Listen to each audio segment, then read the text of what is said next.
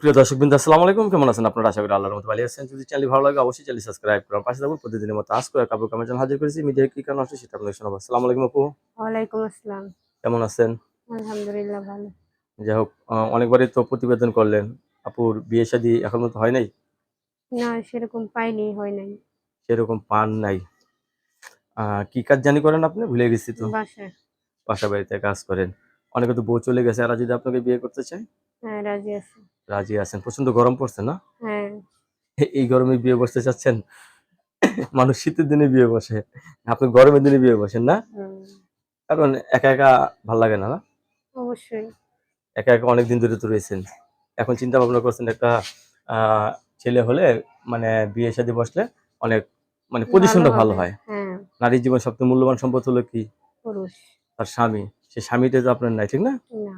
দর্শক, কি আপুর কথাগুলো শুনলেন? আপু কিন্তু অত্যন্ত সরল সোজা মানুষ। আপু বিয়ে বসতে চাচ্ছে, ছেলে যে বয়সের হোক, আপুর তরফ থেকে কোনো সমস্যা নেই, ঠিক না? না।